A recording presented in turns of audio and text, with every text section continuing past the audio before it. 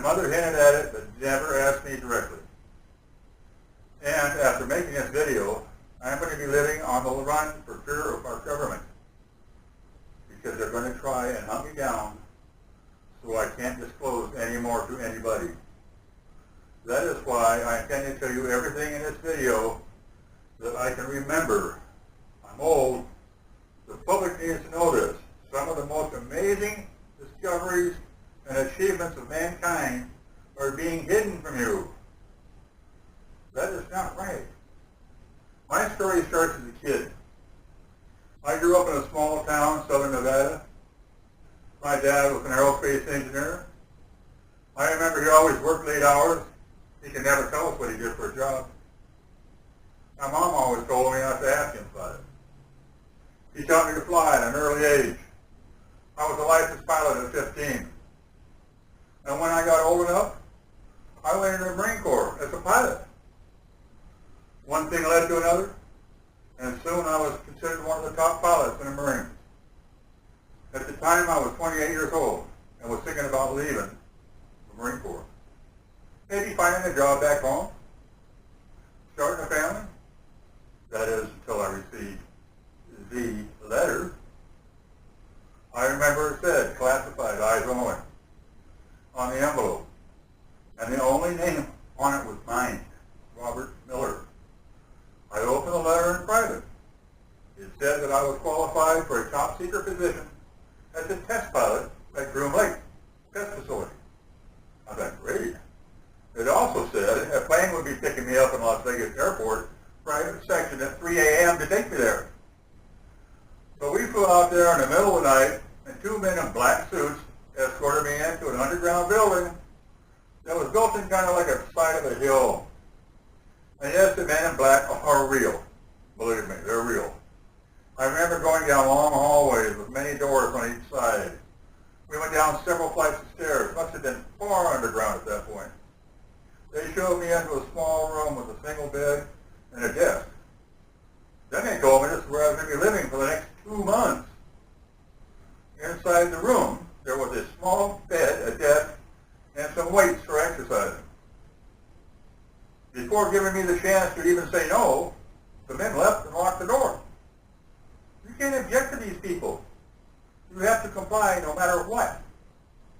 I looked inside one of the drawers in the desk, and there was a booklet titled something like Working at Groom Lake or something. I sat down on the bed and began to read it. It mentioned that there were 1,200 other employees working in the top secret base, and the public didn't know it existed. It stated that the base also went by the name Area 51. It said the only way to get a job at Area 51 was to be invited by an insider. I assumed that my father invited me, and this is where he'd been working when I was a kid. He had long since retired by the time I got there, and I wasn't sure what was in store for me now. About an hour later, the men wearing the black suits opened the door, told me to come with them. I remember the halls were like long metallic tubes, very dim. They brought me up a couple flights of stairs and brought me to another room. They told me to sit down across from that table. And they continued to explain why I was there. They told me I was going to be a test pilot for a new technology.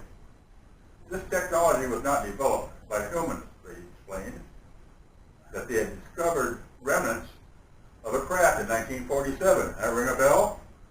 And they had reverse engineered it. I was going to be the first one to pilot it. Also, they threatened me again, if I told anybody, even my family, there would be dire consequences for all. I asked them what were the origins of the craft they found, and if they really thought it was just from another country. They told me not of this world, and the beings that engineered it were extra-dimensional. They said the beings were still alive and were being kept in an undisclosed location on a facility. My first test flight was going to be tomorrow. I woke up early the next day, awaiting further instructions. A man came to my door and took a large cafeteria cafeteria where I ate breakfast with other dead pilots. And got to know other people on the base. Each section of the base was highly compartmentalized. You only met with people who were doing similar jobs. I was then taken into a room which they were to fit me with the gear needed to pilot the craft, my flight suit. A team of scientists wearing white suits measured me, took many, many tests, then they left me in a room alone. About an hour, 2. I couldn't tell, there was no clocks or anything in there. So anyway, I put on a suit and was escorted to a large warehouse. Then I saw it. In the middle of this warehouse was a large disc-shaped craft. I would have estimated 50 feet from end to end, edge to edge. There was a transparent dome at the top, and I assumed that this is where I was going to pilot it. The few engineers came to me and began explaining how the craft worked. It was powered by an antimatter reactor. One engineer told me that the reactor produced bursts of intense energy that could actually generate wormholes and make the craft travel at near the speed of light. They then said that my test flight was going to be delayed until the next day because they had to explain to me everything I needed to know in order to be able to pilot this thing. Now, I'm just going off what I can remember. There was a lot of specifics, gauges and things, but as I've gotten older, so I'm telling you as much as I can possibly remember. I do remember they brought me inside the craft and up to the pilot seat. There was only room for one person in that giant craft. I looked around the cockpit and only saw a seat. No joystick, no steering wheel, no other controls, many odd-looking gauges, but no controls. There was, however, a helmet that I was going to be putting on. They told me that the craft was controlled telepathically. The helmet measured my brain waves and was to control the craft by simply thinking about it. After a hard night of trying to sleep thinking about this, morning came, and it was finally time to take the craft for the first test flight. They brought it out under a tarp and ordered everyone working on the base to go inside. They wanted to keep everybody not knowing about this secret technology to a bare minimum. The only people outside that witnessed the test flight were a few scientists, engineers, air traffic controllers in the tower. I was wearing the suit they give me, and after everybody was inside, they took the tarp off. And they told me it was time. There were a lot of cameras facing that aircraft.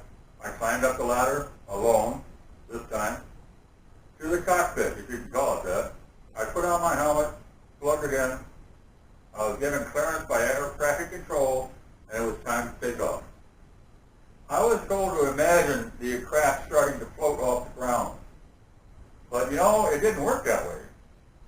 Instead, I had to imagine that I was the craft, like part of it. I began thinking of myself floating off the ground, and I felt vibrations from the antimatter reactor below me as it started to fire up. Within 10 seconds, the craft was off the ground, and I was flying. I looked around out of the dome and saw the people on the ground filming this historical event. I was instructed to take the altitude to 1,000 feet, then return to the ground. I kept descending and kept looking at the altimeter. Soon I was 500 feet off the ground. Then I felt the vibration of the engine stop. I glanced at the altimeter and realized that I was rapidly losing altitude. There was no ejection button or lever on this craft, so I was effectively helpless. I kept trying to imagine the craft floating, but it was plunging towards the ground. The reactor powered on at the last second, and I went unconscious. The next thing I knew, I was in a hospital bed. There were casts on my leg. Apparently, I was still at base in their medical unit. A man wearing a black suit came in the room to explain to me what had happened. He said right before the craft hit the ground, it just went, poof, disappeared.